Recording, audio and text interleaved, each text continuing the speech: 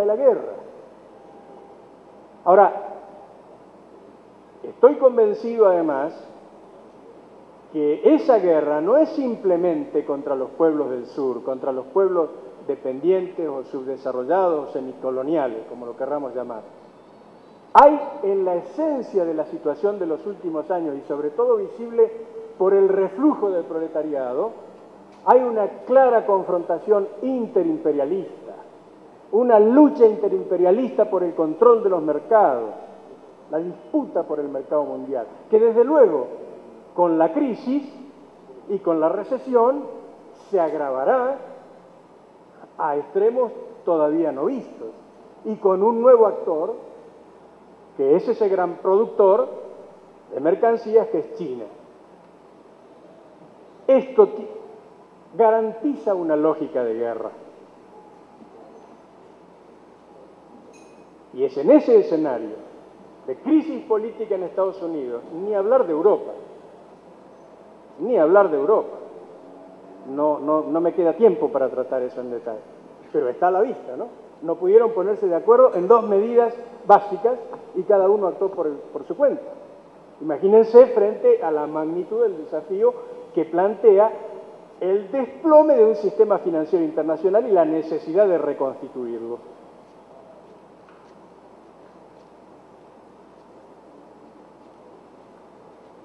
Ahora, y para no abusar del tiempo, y para cumplir con el cometido del título de mi exposición, veamos qué pasa con UNASUR en este cuadro.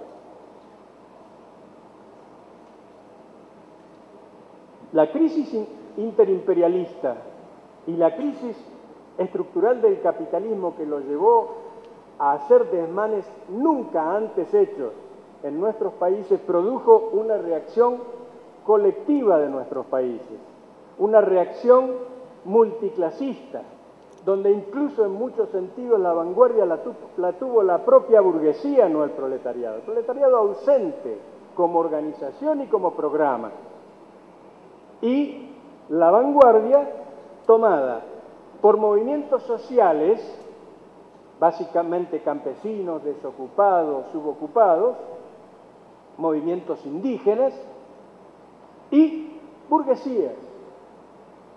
En este contexto es que aparece la Revolución Bolivariana y le imprime un ritmo diferente y un carácter diferente. Y una de las características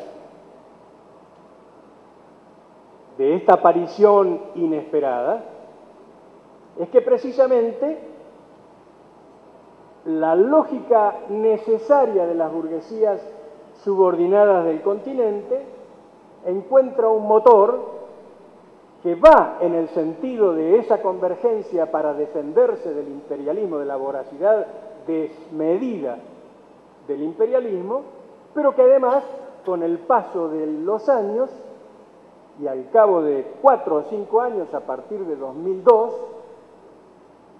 o a partir de 2000, porque es cuando comienza este proceso de convergencia, impulsado básicamente por Brasil, es decir, por la burguesía brasileña, porque en ese momento no estaba Lula en la presidencia, ni siquiera se podía decir que era el Partido de los Trabajadores. Fue precisamente alguien a que se condenaba como neoliberal, Fernando Henrique Cardoso, quien citó a la primera reunión de presidentes sudamericanos en el 2000, que es el punto de partida de lo que ahora, y por la imposición,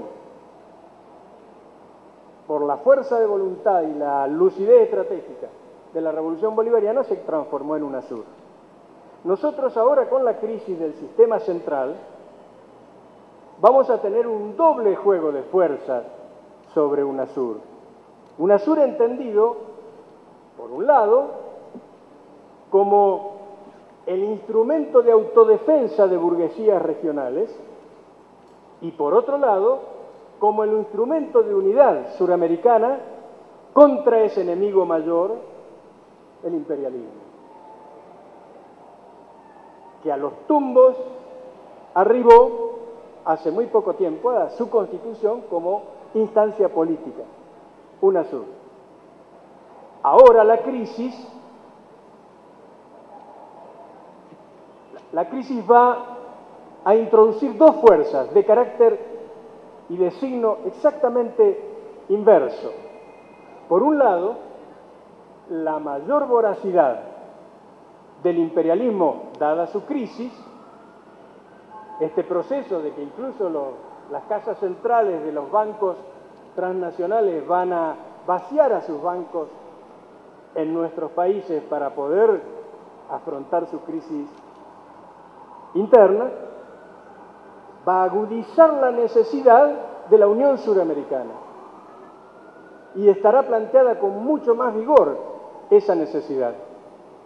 Es decir, UNASUR, por un lado, va a tener una fuerza que la empuja a fortalecerse y que además es algo que está en la más elemental lógica.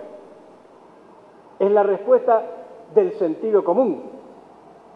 Como ustedes saben, sin el sentido común no se puede dar el primer paso y con el sentido común no se puede pasar del primer paso.